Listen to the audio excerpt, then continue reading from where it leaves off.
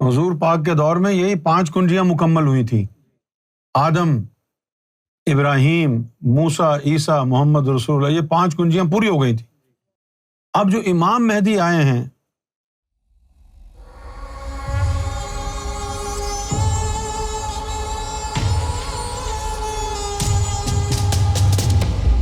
کہ مفاتیح الغیب کے حوالے سے صحیح بخاری میں ایک حدیث شریف موجود ہے جس میں حضور نبی پاک صلی اللہ علیہ وآلہ وسلم نے 5 کنجیوں کا ذکر فرمایا ہے۔ براہ کرم ارشاد فرمائیں کہ ان 5 کنجیوں سے کیا مراد ہے؟ آسان سی بات ہے یار، اس میں کوئی ایسی چیز تو ہے نہیں کہ جس کو رد کیا جا سکے۔ جو حضور صلی اللہ علیہ وآلہ وسلم نے 5 کنجیوں کا ذکر کیا ہے، تو آپ صلی اللہ علیہ وسلم کا اشارہ سینے کے ان 5 لطائف کی طرف ہے۔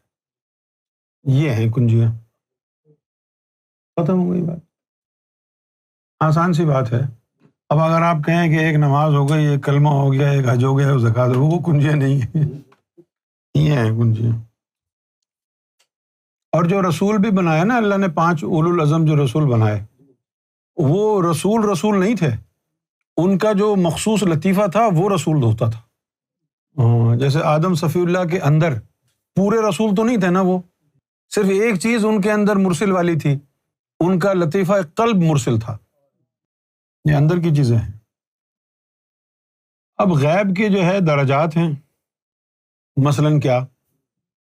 جسمانی عبادت کے ذریعے آدمی عالم ناسوت سے باہر نہیں نکل سکتا، کبھی بھی نہیں نکل سکتا نا، نہ عالم ملکوت جائے گا، جسم سے کیسے جائے گا؟ نہ ملکوت جائے گا، نہ جبروت جائے گا، نہ کسی اور جہان میں جائے گا، تو وہ تیرے لیے غیب ہو گیا نا۔ پھر اس کی کنجی کیا ہوئی؟ ملکوت کی کنجی لطیفہ قلب ہی ہو گئی نا۔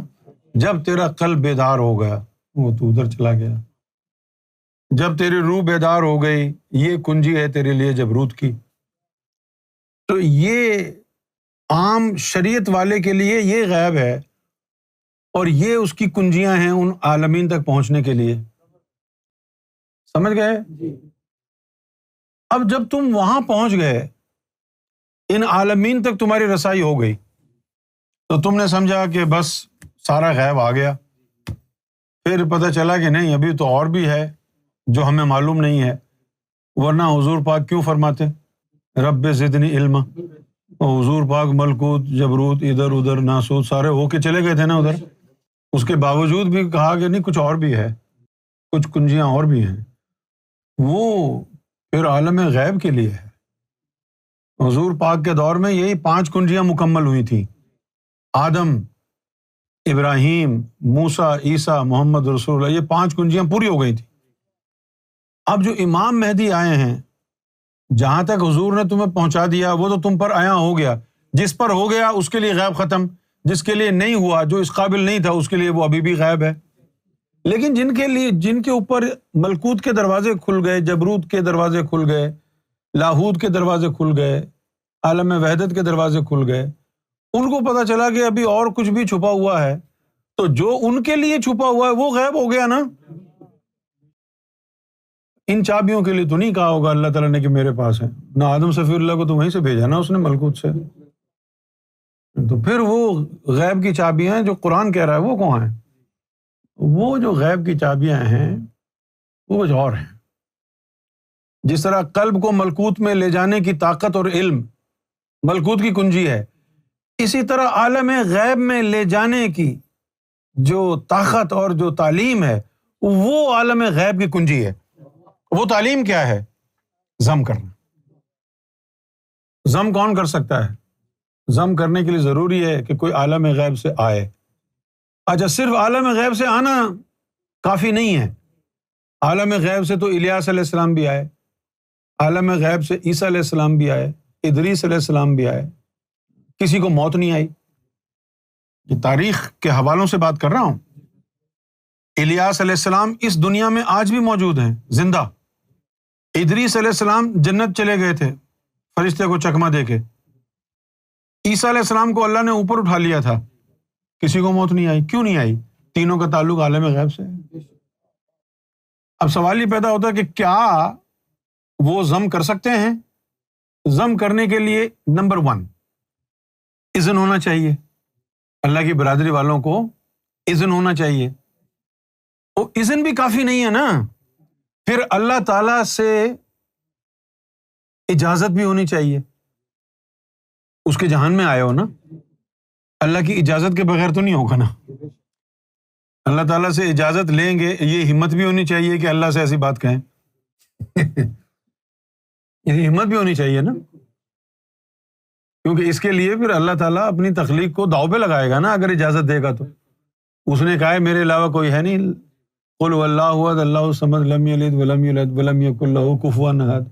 وہ جو ولم یکن لہ کفوا احد, کوئی میرا ہمسر نہیں ہے, یہ بات کیسے ہوگی؟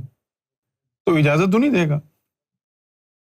اب جب اجازت نہیں دے گا تبھی یہ بیچارے صاحبان خاموشی سے, کوئی جنگلوں میں گھور رہا ہے, کوئی جنت کے اندر بیٹھا ہوا ہے, کسی کو اللہ نے اوپر اٹھا لیا. یہ کیوں ہوا سب کچھ؟ جس نے اجازت دینی ہے اس کے انتظار میں, کہ جب وہ آئے گا اس سے لیں گے اجازت. اب یہ پھر اس کی مرضی ہے کہ وہ اجازت دے یا نہ دے, یہ اس کی مرضی ہے کہ اجازت دے یا نہ دے. اچھا, اب یہ 3 احباب ہیں, ایک ادریس ہے, ایک الیاس ہے, اور ایک عیسیٰ علیہ السلام ہے. تو الیاس علیہ السلام کو تو کوئی دلچسپی نہیں ہے, نہ انہوں نے کسی کو کوئی لفٹ کرائی, وہ تو ایسے ادھر ادھر جپسی کی طرح گھومتے رہتے ہیں. دوسرے ہو گئے ادریس علیہ السلام. ادریس علیہ السلام کو بھی دنیا میں کوئی دلچسپی نہیں ہے, انہوں نے بھی جو ہے وہ فرشتوں کو بلایا کہ جہنم کی سیر کراؤ. اب وہ آ گئے جہنم کے بعد, اچھا آپ جنت کی طرف چلو. جنت میں گئے اور فرشتوں کو آپ دفع ہو جاؤ, میں واپس نہیں جاؤں گا. وہ اس طرح وہاں پہنچ گئے جنت. تو نہ ان کی کوئی فالوئنگ ہے, نہ ادریس علیہ السلام کی کوئی فالوئنگ ہے, نہ الیاس علیہ السلام کی کوئی فالوئنگ ہے, نہ انہوں نے کسی سے وعدے کیے ہیں. اب اگر خفیہ وعدے انہوں نے کر رکھے ہوں تو الگ بات ہے, لیکن عوامی سطح پر کوئی اس کا ذکر نہیں ہے کہ بھائی انہوں نے بھی کسی سے کوئی وعدے کیے ہے کہ بھائی تم میرا انتظار کرنا. ہاں, عیسیٰ علیہ السلام نے کہا ہے کہ میں جا رہا ہوں اور تمہارے لیے جگہ کا بندوبست کروں گا اور پھر تمہیں لینے کے لیے آؤں گا. یہ ریکارڈ پہ موجود ہے, اور اس لیے انہوں نے امام مہدی کے دور میں آنا ہے. انتظار کس چیز کا تھا؟ انتظار اس اذن کا تھا کہ I am going to prepare a place for you, یہ بات کہی تھی نا. تو اب وہ جو پلیس پریپیئر کرنے کے لیے گئے تھے بن گئی ہے, اب وہ لے کے جائیں گے, اس کی اجازت بھی تو ہو, اس کی اجازت بھی تو ہو نا بھائی. تو اس کی اجازت چاہیے. اب اس کی اجازت تو وہی دے گا نا جو وہاں کا چیمپئن ہے, جو وہاں کا بادشاہ ہے, جو وہاں کا مالک ہے, وہی اجازت دے سکتا ہے.